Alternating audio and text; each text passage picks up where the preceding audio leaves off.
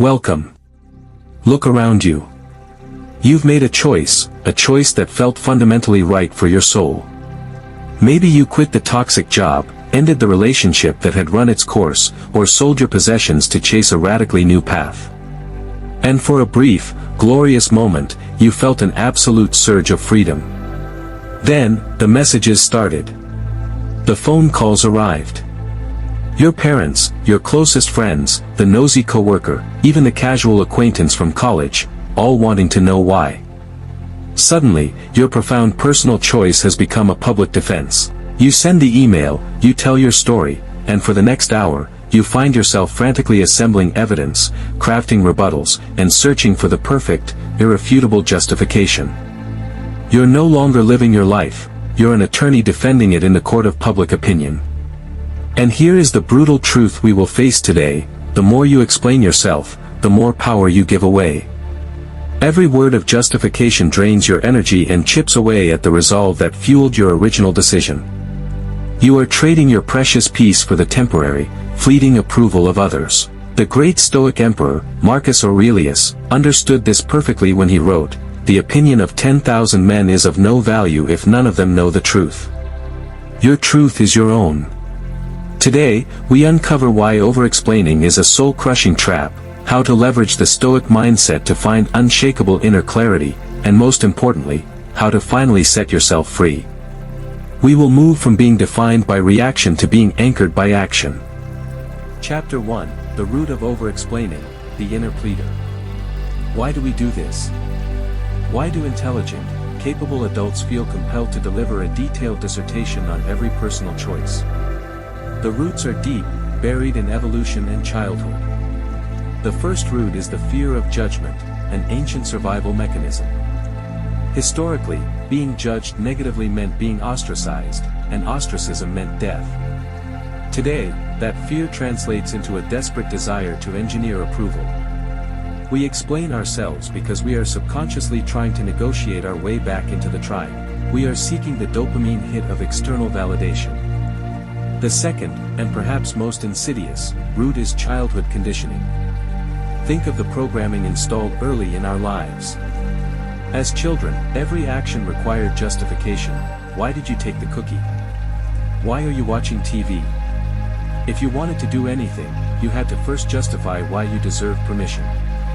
We carry this software into adulthood, still operating as if we need to present a flawless case to our boss, our partner, or our family simply to live our own lives. And then there is the modern trap, the social media courtroom. We now exist in a culture of transparency theater. We feel an obligation to post a statement, a lengthy explanation, or a retraction, often to people we barely know. This is a new, aggressive form of validation seeking. We treat our lives like reality TV, believing we owe the audience a full, detailed statement on every major plot twist. The Stoic truth is your immediate counterpunch: you don't owe explanations for living your life with virtue and clarity. Your goal is not to convince others of your goodness, but to be good. That is the definition of the inner citadel, the private, unassailable space of your own judgment. Chapter 2, The Hidden Cost, Trading Power for Peace. The hidden cost of over-explaining is immense. It's a transaction where you always lose. Firstly, there is the energy drain. Think of your focus and emotional capacity as a battery. Every explanation is a percentage point lost. It's an act of mental taxation that could have been spent on execution, on progress, or on simply enjoying your new path.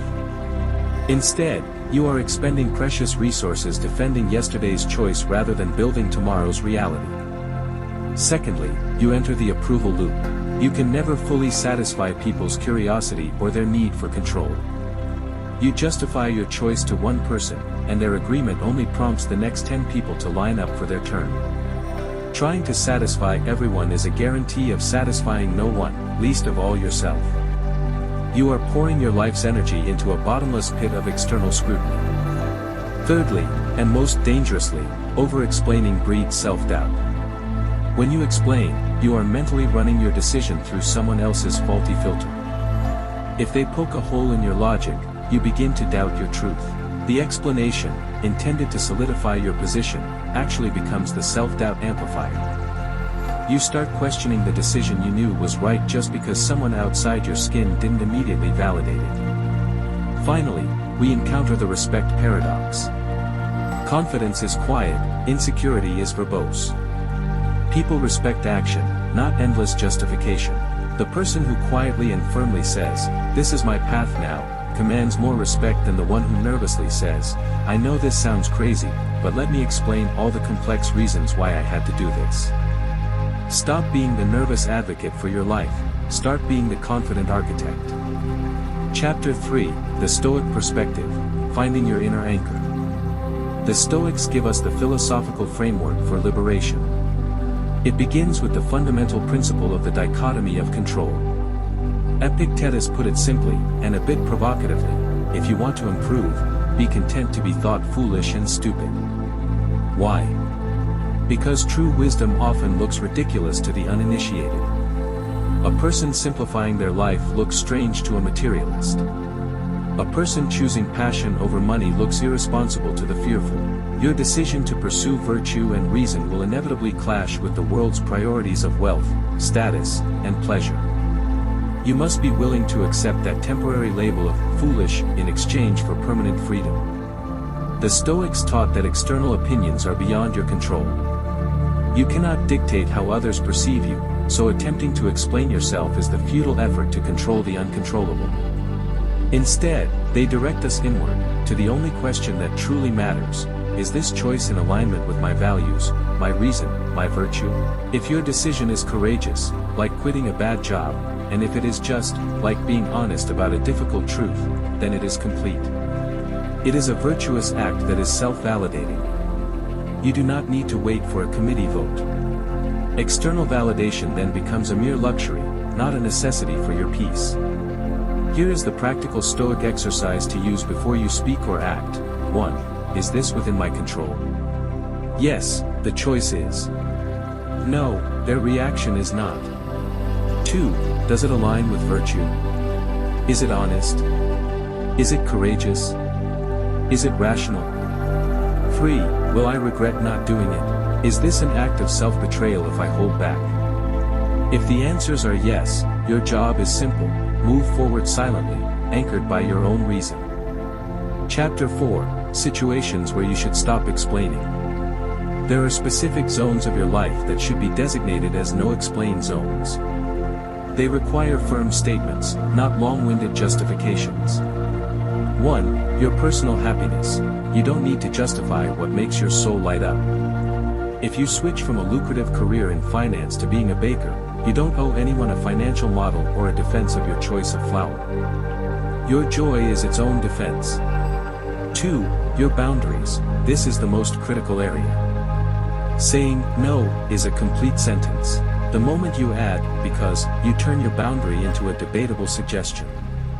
If you need to leave an event, "I'm leaving now," is sufficient. Do not allow others to pull you into a negotiation about your own limits. 3. Your goals. Dreams don't need defending, they need execution. A seed does not explain its future flower to the surrounding dirt, it just grows. Stop debating your vision with skeptics and start building the proof. 4. Your mistakes. The only explanation needed for a mistake is the lesson learned. Defending the mistake is reliving the failure, learning from it is building future wisdom. A simple, "I made a mistake, and I've adjusted my approach," is all the apology and explanation the world needs. 5. Your self-worth. You are valuable without explanation. Your worth is inherent, not conditional. You do not have to prove your value to justify taking up space in the world. Chapter 5, How to break free from the habit. Breaking this habit requires practice, intentionality, and a willingness to accept discomfort. The core skill is to practice silence. Let your firm no or your clear statement of action stand on its own. Embrace the awkward silence that follows. That silence is the space where your power and your commitment reside. Don't rush to fill it with nervous chatter. Next, replace justification with clarity. Develop short, calm, grounded responses. Instead of, "I know this sounds harsh, but the project has been draining, and I haven't had a free moment, so I'm sorry, but I can't come to your party. Say, thank you for the invitation, but I won't be able to make it. If pressed, use, I appreciate your concern, but I've already decided. You must accept discomfort. People may not like your new firmness. They might be disappointed, frustrated, or even angry that you've withdrawn the power they once held over you. Acknowledge that this is the cost of your freedom. Their disappointment is their burden, not yours. You are responsible to them, to treat them kindly, but you are not responsible for them, for their emotional reactions. Finally, use the Freedom Journal as a diagnostic tool. At the end of each day, simply ask, what did I over-explain today? Why? What could I have said instead? Self-awareness is the first step towards self-mastery. Chapter 6, The Freedom in Not Explaining. The reward for stopping the defense of your life is the reclamation of your peace. The rewards are enormous. Respect rises. When you stop defending yourself, you signal to the world that you are the final authority on your life. Your actions speak volumes, and those who matter will listen. Peace grows. You stop spending mental energy agonizing over how others are reacting because you've accepted that the reactions are not your concern. Your attention stays focused on what is in your control. Time multiplies. You reclaim the hours you once wasted trying to convince people. That time is now free to be invested in the work that matters, the goals that move you forward. Your confidence strengthens. When you choose to let your actions speak louder than your words, you build a powerful internal consistency. You become a person of conviction, not negotiation. A powerful image to carry with you. A lion doesn't explain why it roars. It just roars. Your life is the roar. Let it be heard through your intentional, courageous, and virtuous actions, not through your whispered, nervous explanations.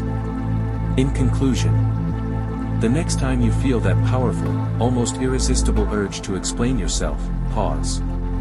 Take a deep breath. And ask yourself this single, clarifying question: am I doing this to clarify, or to please? If the answer is simply to please, remember this: you don't owe anyone your peace. Your life is not a courtroom. You are not on trial. You are, finally, completely, free. If this resonated with you, share your thoughts in the comments. Which part hit home for you? And don't forget to subscribe for more Stoic wisdom every week.